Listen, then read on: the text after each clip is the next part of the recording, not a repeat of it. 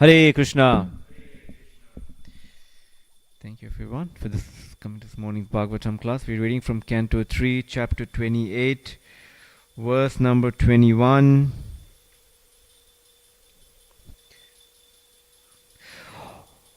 Om Namo Bhagavate Vasudevaya. Om Namo Bhagavate Vasudevaya.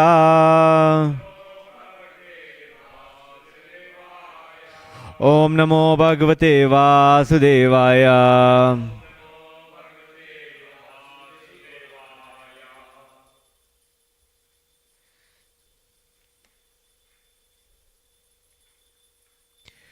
Text 21.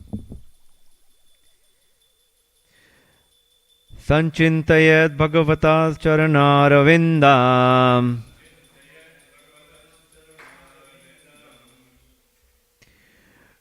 Vajran Kushad Vajasaro Ruha Lanjanadayam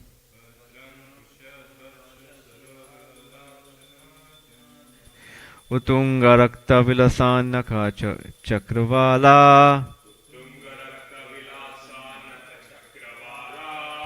Jyotsna Bir Ahata Mahadridayandakaram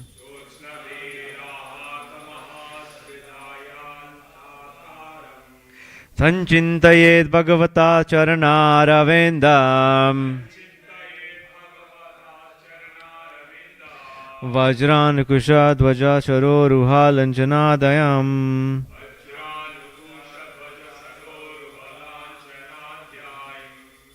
Utunga Rakta Vilashan Naka Chakravala Jyotsna Virahata Mahadrdayanadakaram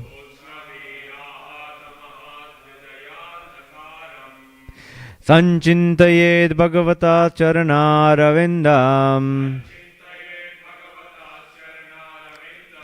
Vajran Kusha Dvajasaro Ruha Lanchanadayam Utunga Rakta Vilashanaka Chakravala Jyotsna Birahata Mahadridayan Nadakaram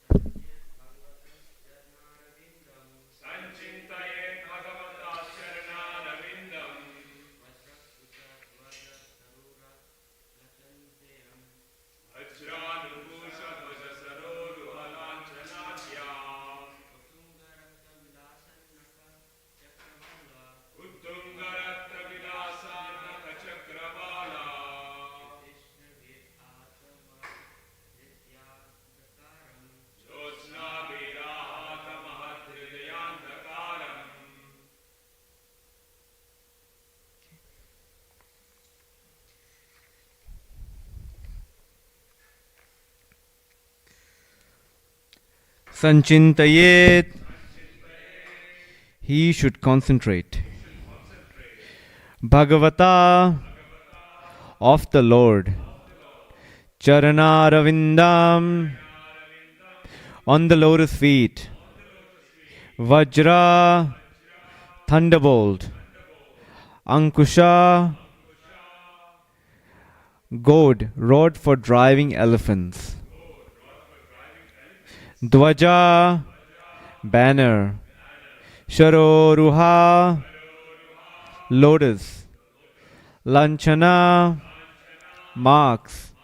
Adiyam, adorned with. Utunga, prominent. Rakta, red. Vilasat, brilliant. Nakha, nails. Chakravala, the circle of the moon. Jyotsnabhi, with splendor. Ahata, dispelled. Mahat, thick. Hridaya, of the heart. Andhakaram, darkness. Translation and purport by His Divine Grace Srila A.C. Bhaktivedanta Swami Srila Prabhupada. Srila Prabhupada ki. Translation. The devotee should first concentrate his mind on the Lord's lotus feet, which are adorned with the marks of a thunderbolt, a goad, a banner, and a lotus. The splendor of their beautiful ruby nails resembles the orbit of the moon and dispels the thick gloom of one's heart. Purport. The Mayavadi says that because one is unable to fix his mind on the impersonal existence of the Absolute Truth, one can imagine any form he likes and fix his mind on that imaginary form. But such a process is not recommended here.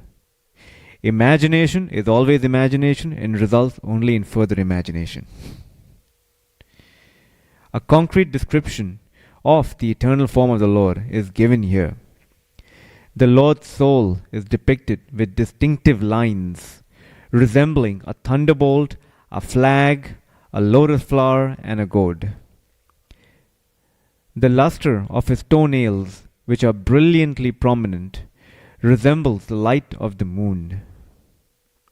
If a yogi looks upon the marks of the Lord's soul and on the blazing brilliance of his nails, then he can be freed from the darkness of ignorance in material existence. This liberation is not achieved by mental speculation, but by seeing the light emanating from the lustrous toenails of the Lord. In other words, one has to fix his mind first on the lotus feet of the Lord if he wants to be freed from the darkness of ignorance in material existence.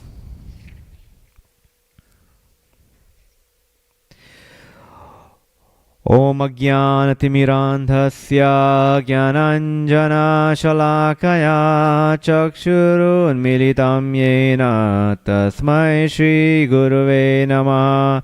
Shri Chaitanya Manovishtam Stapitam Yena Bhutale Swayam Rupa Kadamayam Dadati Swapadantikam Vandeham Shri Guru Shri Yuta Padakamalam Shri Gurun Vaishnavam Cha Shri Rupam Sagrajatam Sahagana Raghunathanvitam Tam Sajivam Sadvaitam Tavadutam Parijana Sahitam Krishna Chaitanya Devam Shri Radha Krishna Pada Sahagana Lalita Shri Vishakanvitam Cha He Krishna Karuna Sindhu Dina Bandhu Jagatpate Gopesha Gopika Kanta Radha Kanta Namostute Tapta Kanchana Gaurangi Radhe Vrindavaneshwari Rishabhanusute Devi Pranamami Hari Priye Vancha Kalpatirubhascha Kripa Sindhu Bhaevacha Patitanam pavanebhyo Vaishnavebhyo Namo Namaha. Jai Shri Krishna Chaitanya Prabhu Nityananda Shri Advaita Gadadhara Shri Vasadi Gaura Bhakta Vrinda. Hare Krishna Krishna Krishna Hare Hare, Hare Rama Rama Rama Hare Hare. Hare Krishna Krishna Krishna Hare Hare, Hare Rama Rama Rama Hare Hare. Hare Krishna Krishna Krishna Hare Hare, Hare Rama Rama Rama Hare Hare. Hare Krishna Krishna Krishna Hare Hare, Hare Rama Rama Rama Hare Hare.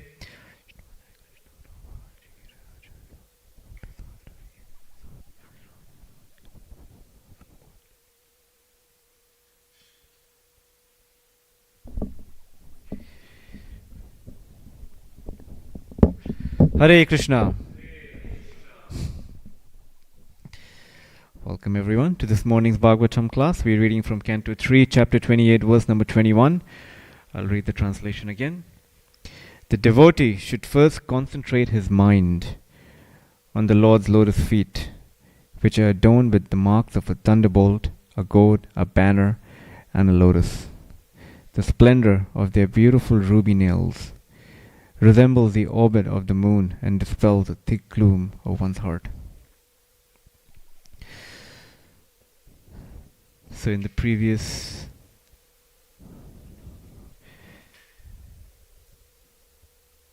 verse, in the purport, Srila Prabhupada makes a point.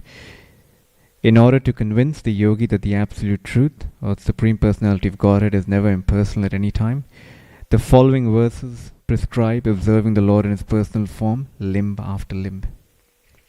So starting from this verse 21 all the way to 33, there'll be meditations on each of the limb of the Lord. Today we are starting with the lotus feet, and gradually it'll go higher and higher to the thighs, to the navel, to the face, and it'll conclude in meditating on the laughter of the Lord. So this is all. So just to start off with, why do you think, what's the point that's being emphasized here repeatedly in the previous verse and in this verse and then carrying forward? Anyone like to say? Why is this? What's the crux that Srila Prabhupada is, or Lord Kapila is trying to emphasize here? Yeah. But why?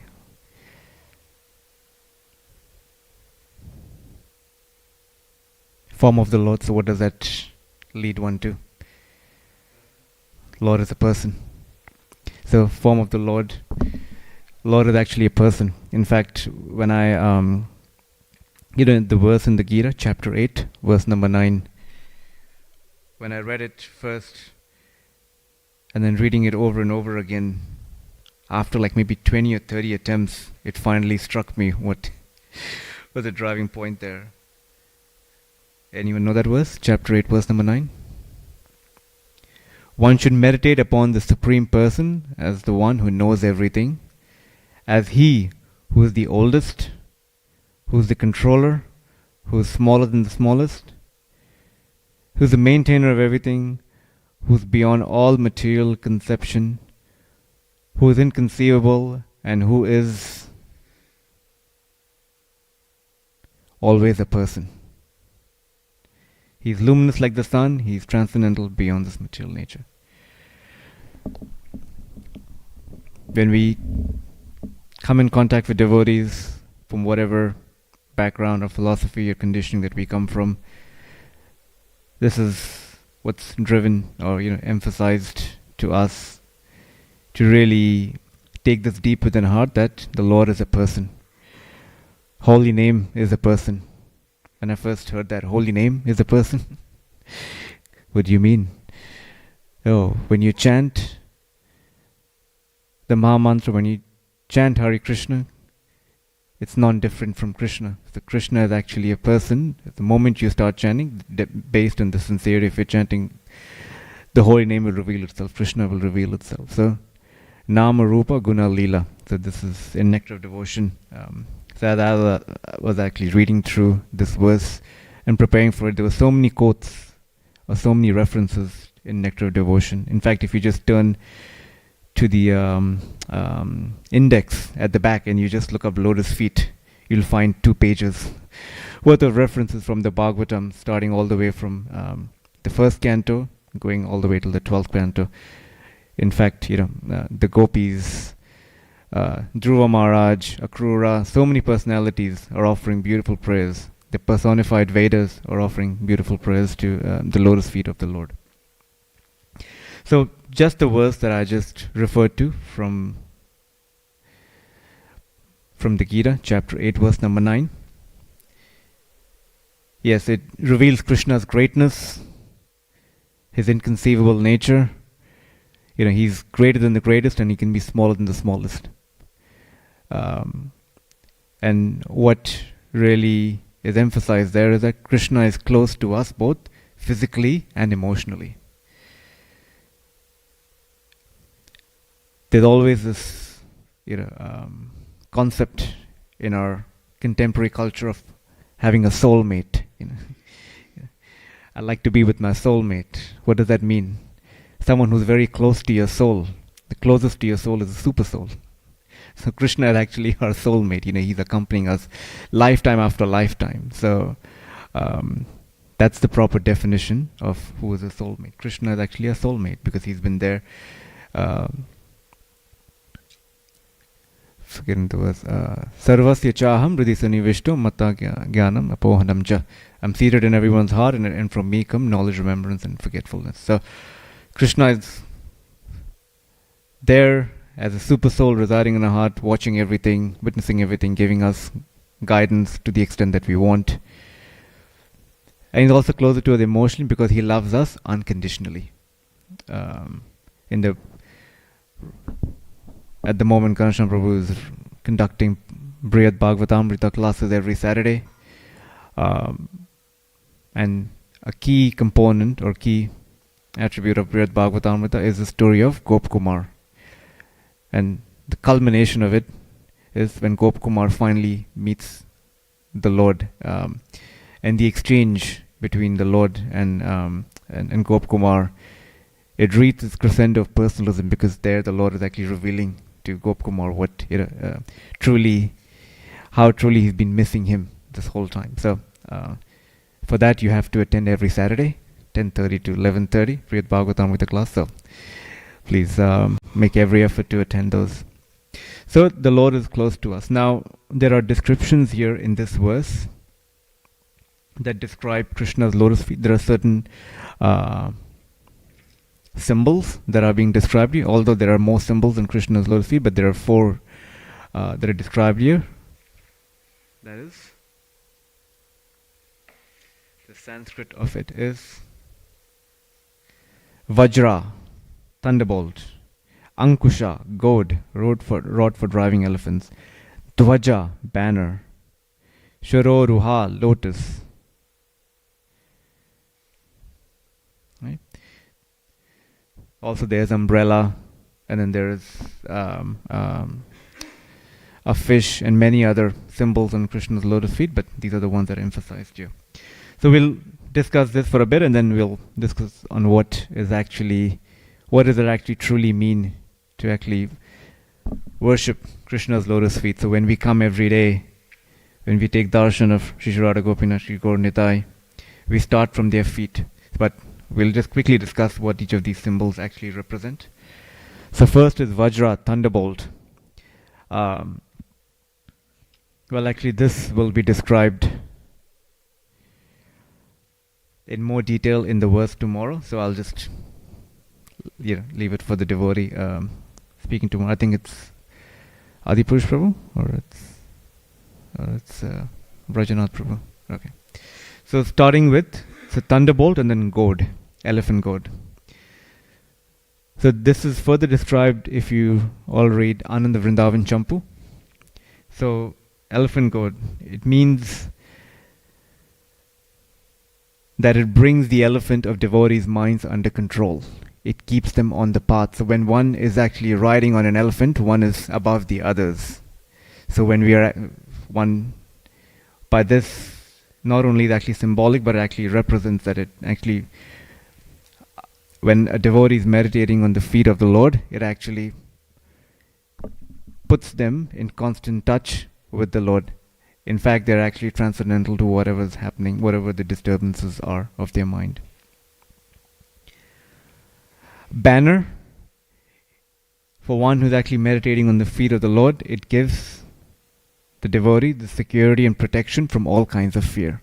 So a banner, a flag, a lot of times, when you see in previous days, and bygone ages, when two kingdoms would be fighting with each other, the moment a kingdom would win, they would actually establish their flag, in the area that they've actually conquered. So that means victory. So, now this is our reign. So it's actually meaning that for any devotee who's actually taken shelter of the lotus feet of the Lord, Charana Ravindam, they actually get security and protection from all kinds of fear.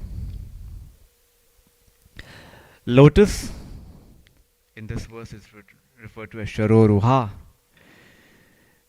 It stands for that the bee of devotee's mind cannot fly beyond the bondage of jnana and vairagya, as they are truly attached to the lotus feet of the Lord. So a lot of times when we practice in our own Krishna consciousness these two aspects of jnana and vairagya, even though they come naturally to us, knowledge and detachment, these are the byproducts of bhakti. So as we take up Krishna consciousness, as we are making our way through, as practicing sadhakas, jnana and vairagya, knowledge and detachment, come about automatically. There's no separate endeavor to. So if you read the 64 items, 64 limbs of bhakti, you will never find detachment as one of the limbs, because that comes about naturally. So jnana and vairagya, as long as we have some desires, jnana, knowledge, that may lead us astray from pure devotional service, then that's, as long as we somehow or the other keep ourselves fixed at the lotus feet of the Lord, then that's going to keep us on the path. Similarly, vairagya, detachment. In the Gita, there is a very famous verse. One is the yogi who doesn't eat too much, eat too little, sleep too much, or sleep too little. That means having that appropriate balance. A lot of times, we may, tend to overdo on one of these aspects. So that appropriate detachment. Obviously, I'm saying in that verse, it's actually physical detachment, but detachment also in our own state of consciousness. So these are this is the significance of some of the marks here on the lotus feet of the Lord. As I said, thunderbolt will be described in detail tomorrow in the verse, in verse number 22. But we also find in the Bhagavatam Akrura, if you read the 10th canto. So it is described that the whole of Vrindavan, the treasure of Vrindavan is Krishna's lotus footprints on the sand, of Vrindavan. So much so that the devotees, the gopis, they don't even want to step on them because they cherish them or they hold them so dear to their heart. So when Akrura was actually sent by Kamsa from Mathura to Vrindavan to bring Krishna and Balaram to Mathura, it's described in the 10th canto. Akrura, the moment he enters into the boundary of Vrindavan, he sees Krishna's footprints everywhere, and he gets off his chariot, and that same he obeisances, and as a result of that, he starts developing ecstatic symptoms. Each of his limbs are he's fully ecstatic just to have darshan of Krishna's lotus feet. Similarly, like as I said, there are so many references to Krishna's lotus feet in nectar devotion.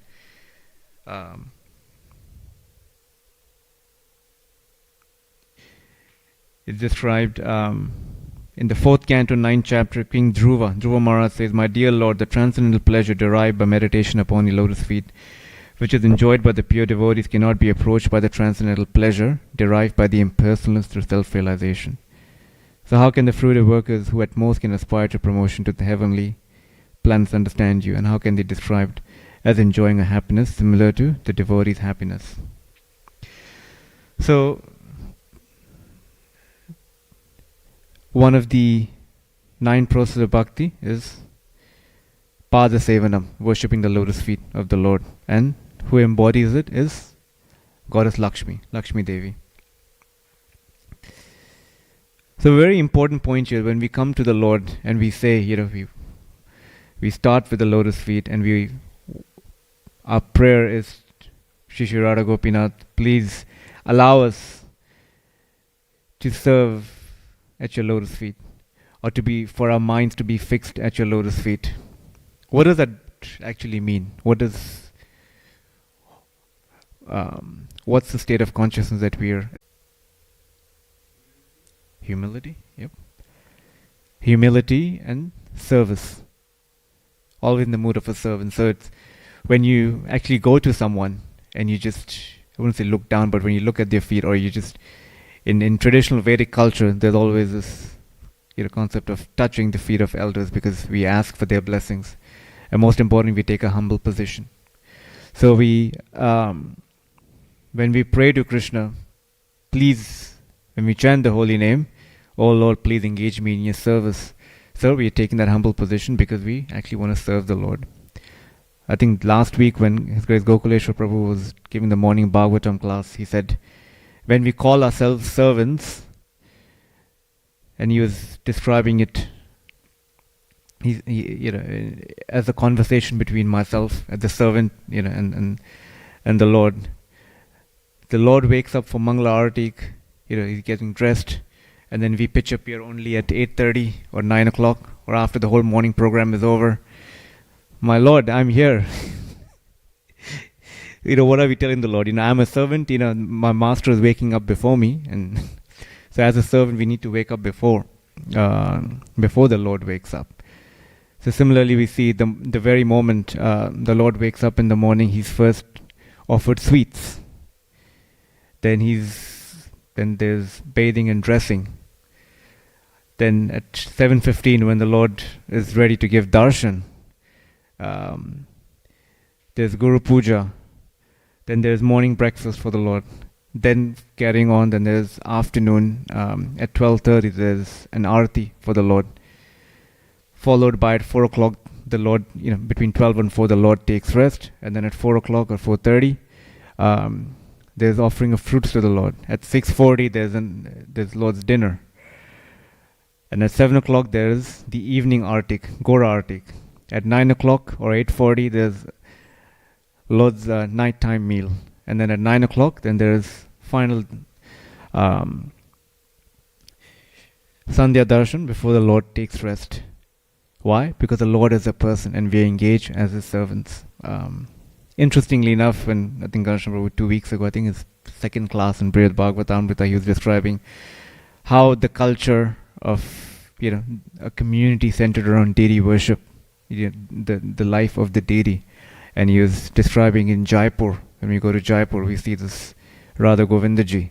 The whole town wakes up way before the Lord wakes up for darshan, and the lives of all those in that town are actually revolving around the daily activities of the Lord. So as there are festivals coming up, so all of this is to somehow reinforce this consciousness in our own inner awareness that the Lord is a person. Now, the Lord's lotus feet. Who's residing on the Lord's lotus feet? Anyone would like to? The devotees. Right? So the devotees who are actually serving the Lord because they're praying to be fixed at the Lord's lotus feet, they're actually residing at the lotus feet of the Lord. So it's equally important for us to serve the devotees of the Lord. So it's not just the Lord, but it's also the devotees of the Lord who've surrendered everything to the lotus feet of the Lord. once I'd heard, I can't remember where, but on a hot sunny day when we are actually walking, and imagine if you're walking barefoot. I'm not sure if many of us do this here, but if you were to walk barefoot on a hot sunny day in that scorching heat, what's the first thing that actually really affects, how do we actually feel the presence of that heat? Through the feet, right? So because that's where the heat is actually coming through the feet, and that's really affecting us in all kinds of ways. So making offenses to the feet of the Lord takes it more personally than anything else. So that's why we see in the pastime of Ambarish Maharaj, where Durvasa Muni commits an offense, by chastising Ambarish Maharaj, and when he goes to the Lord is like, "You've actually offended my devotee, so I can't. You have to go and beg forgiveness to the devotee." So, serving the lotus feet of the Lord is serving the devotees, and a lot of times, again, because we are all individuals, we are all persons. So this becomes, because each of us is at a different stage of a Krishna consciousness, different levels of purification that we have each experienced or gone through. So sometimes really working through that personal aspect becomes more and more challenging. In the Bhagavatam we see when the Prachetas are performing underwater austerities, and when they come out, and then but somehow or the other they please the Lord tells them, "I'm more pleased with the cooperation amongst you rather than your austerities that you've performed," even though they've performed such intense tapasya for thousands of years, just staying underwater. So even the most intense or challenging of austerities doesn't please the Lord as cooperation and loving service amongst the devotees. So that's why when this foundation is strong of us having that relationship, loving relationship amongst each other, then we gradually, as will be described in the following verses, we go, then we are able to, come above the different limbs of the Lord, but somehow understanding, because if we understand that we are always the servant, then everything else becomes much more congenial, and it's easier for us to progress in a Krishna consciousness. So there was a point made of humility. So the Lord is a person, and Krishna is Abhigya Swarat, completely independent. We read in the Shikshashtakam every day, even if my Lord handles me roughly by his embrace or leaves me broken-heartedly, he remains my unconditional Lord. He remains my worshipable Lord unconditionally. Now today, in modern day psychology, if someone were to hear this, they'll think that this person who's saying this prayer is completely dysfunctional. What? That means that you're worshipping someone who'll just disown you, and you still want to continue worshipping that person?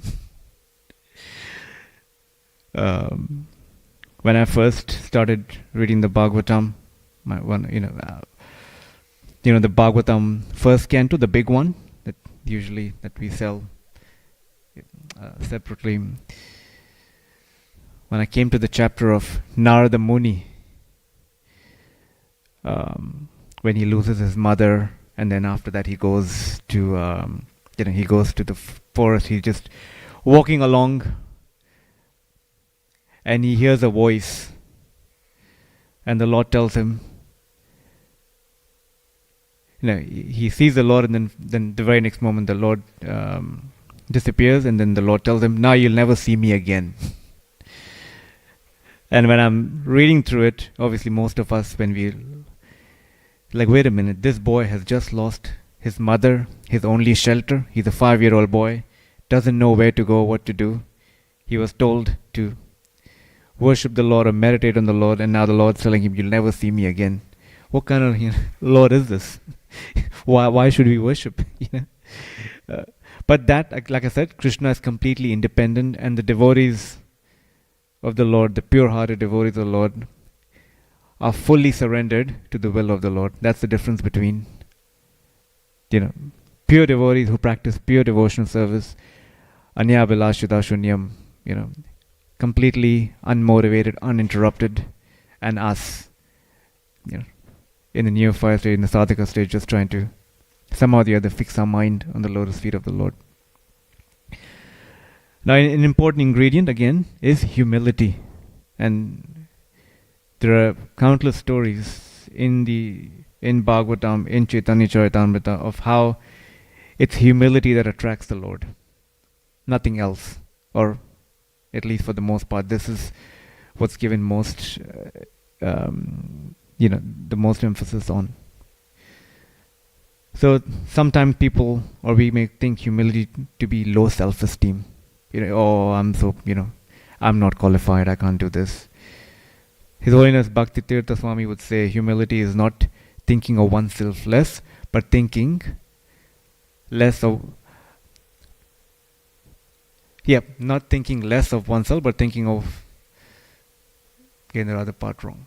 Okay, I'll give a context in which he actually says, is that when we are so self-obsessed, that, and at times we may feel, I'm not qualified, but at the same time, we're actually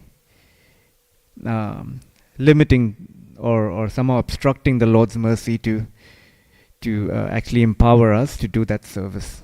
So on a lot of occasions when some opportunity comes to us, we just don't want to take that opportunity just because we think that we may not be able to bring it to a closure or to be able to fully execute it. It's because a false ego in the mind, in the back of our consciousness is just saying, if you do it, it'll be a failure. You'll be a failure, you won't be able to do it. But if we just somehow pray to the Lord and ask the Lord for His mercy, His empowerment, then whatever comes out of it is actually will actually please the Lord. Srila Prabhupada once was asked, Swamiji, why did you come to America? I think a reporter was asking, or maybe a devotee asked him. And Srila Prabhupada said, my godbrothers went to England and Germany, and they failed there. So I thought, if I were to fail, let me fail in a different country. So that was Srila Prabhupada's movement, just do whatever, just being a puppet in the hands of the Lord, as he describes in his Markina Bhagavad Dharma. So to always remember ourselves as being the servant of the servant of the servant is the safest place to be. I was hearing once one of the Srila Prabhupada's memories in which Tamal Krishna Maharaj was going in and out of Srila Prabhupada's quarters, and each time he went in and out, he was paying obeisances.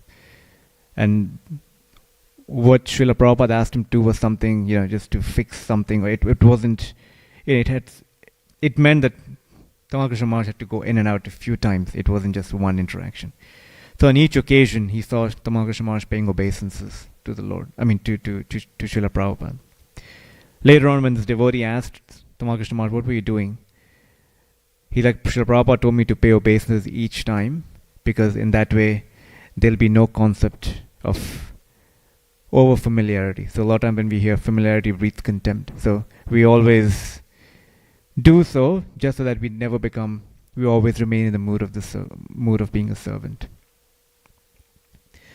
Okay, so I'm just finishing. So the most, as I said, this verse starts with meditation in the lotus feet, and it gradually goes up to the thighs, to the navel, and then on verse 33, it'll end in meditating on the Lord's laughter, all to emphasize that the Lord is a person, and we have a personal relationship with the Lord. And if you're able to just constantly focus or just fix a consciousness on that, then coming to that realization of the Lord as a person and actually living a life based on that principle or foundation becomes much more easier. Okay, I'll end here if anyone maybe has one question. Yatisha Prabhu, Hare Krishna.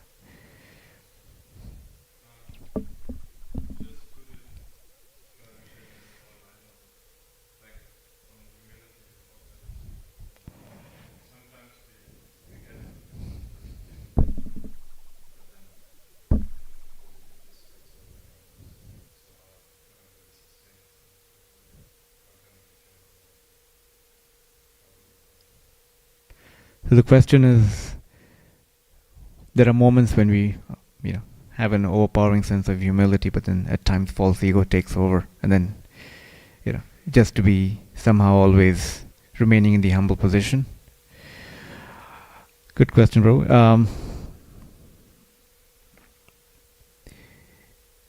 A lot of times humility, obviously, as I said, being humble and meek, but sometimes humility also means to stand and stand for what is happening. Once I remember one devotee, I think it was some sort of a big festival or a kirtan festival somewhere. I can't remember which temple, but I was there, but I can't remember where it was. But anyway, this devotee was actually in charge of overseeing the whole festival. Just, different logistics like seating, instruments, prasadam, just as a central coordinator. Halfway through, the setup of the program, I'm not sure if it was Madhuji or Prabhu, gets a message that there are just pots lining up in the kitchen. Someone needs to wash them because the cook is cooking. Yeah. So this devotee felt, let me take the most humble position and go and wash the pots. Devotee went there, starts washing the pots, and he's like, oh, this is so nice, I'm being humble. Half an hour later, another message comes about that in the main area where the festival was held, everything is in chaos because the person who was meant to manage the welcome booth is not there. The instruments, half of those plug points aren't working, and the main singers, I think it was a kirtan festival, I can't remember. The singers are actually already there and people aren't there. He's like, oh, what to do? Finally, I think some senior devotee comes and tells him, what's this humility that you put, what's this show of humility that you're putting up by washing pots? There, the program is in a mess, and you're here washing pots. Go and fix it. This devotee then told, I think I was hearing it secondhand from someone else, that he or she understood that humility means that there should be no interruption to Krishna's glorification or Krishna's service. So at times it can be, we're in that position that, oh no, it may have to make some tough calls, but then if you just understand this is a service that I'm meant to do, then somehow or the other, we'll be able to overcome it. So to answer your question, to always be in that mood of a servant at times because of false ego. So, we've been conditioned since time immemorial, and in fact, if you read in this verse towards the end, but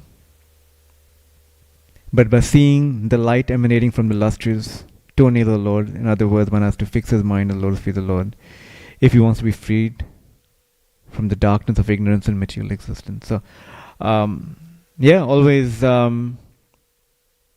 One devotee once told me is that to always somehow or the other recite the prayers of certain personalities, memorizing them, and then at times, whenever we have a free moment, just recite those prayers, and that'll at least bring our consciousness back to what we want it to be. So those are the two things that. But memorizing prayers, I've always. Some devotees that interact with have always told me this is something that helps them quite a lot. And obviously, understanding that we are always the servant, and sometimes Krishna is very kind that he'll, create situations in our life or bring us to such junctures that we are reminded that we're always the servant. So, yes, Prabhu, and then you. Yes.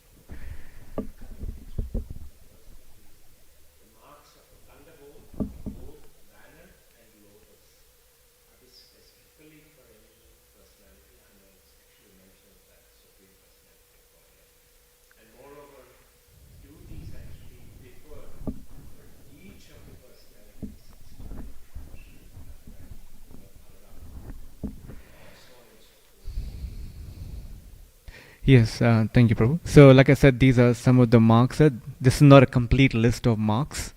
There's still there is, if you look up, where I found this was obviously it's coming from Anand Vrindavan Champu, but then in Back to Godhead there was a prayer to lotus feet of Krishna, Radharani, and in the most recent Back to Godhead article, if you get a chance from here or from anywhere else, there is description on the marks of the lotus feet of Lord Chaitanya, and then there's also Lord Nityananda. So there are differing. I mean, there may be some that are actually common, but then there are some that also actually differ. So it's unique to each one of them.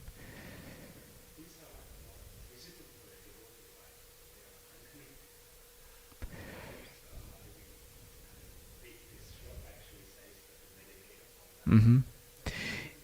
Yeah, but when Akrura, if you read in the 10th canto, the moment he sees Krishna's footprints in Vrindavan, he's actually seen those marks there. So through parampara, we understand that this is there. Are these kind of special marks also visible to other personalities? For example, the Gopakupas of Golokula are visible. There were some references in Srimad Bhagavatam that a particular Gopakumar is actually made the king of Puri. Some mark on it. Are these actually, in fact, visible for the residents of the higher planets? Well, that's based on qualification. It's based on qualification, as we see. So, as you rightly mentioned in Brihad Bhagavatamrita, there's a mention of Gopkumar just being selected on that. Yeah, in fact, like if you read in the 10th canto, all the Vrajavasis, the lotus footprints of Krishna are like it's like a national, like as we see, in Sydney, what's the treasure here? It's the opera house. So similarly in Vrindavan, it's actually the footprints of Krishna as he's stepping. Say the residents of Vrindavan are actually seeing it. So again, qualification. Yeah. Ian Prabhu, and then I'll ask you.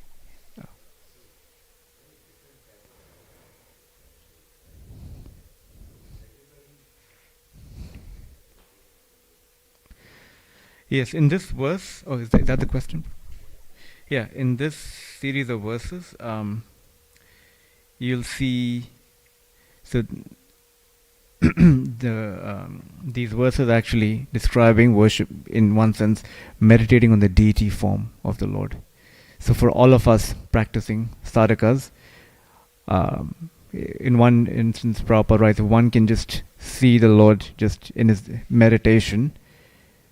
But for those that are not seeing him, the worship of the deity worship is recommended. But again, it's the Lord is that's appearing in the mind, and the Lord that's on the altar is actually non-different from each other. But because of our, you can say, levels of vision or our consciousness, most importantly, we perceive it differently. Thank you. Ian Prabhu.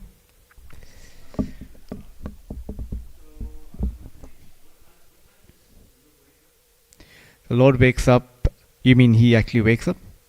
Yeah, 3:30 is when the pujaris come and wake him up, and then 3:30 or 4, little bit later. Yeah, 4, but obviously much a bit earlier than before darshan opens at 4:30. But yeah, there is there's different from the worship that actually happens before the Lord even opens for darshan. Yeah, so the pujaris who are coming here to serve the Lord actually wake up much earlier because they have to be here at whatever time. I think 3. I was thinking 3:30, but yeah, 4.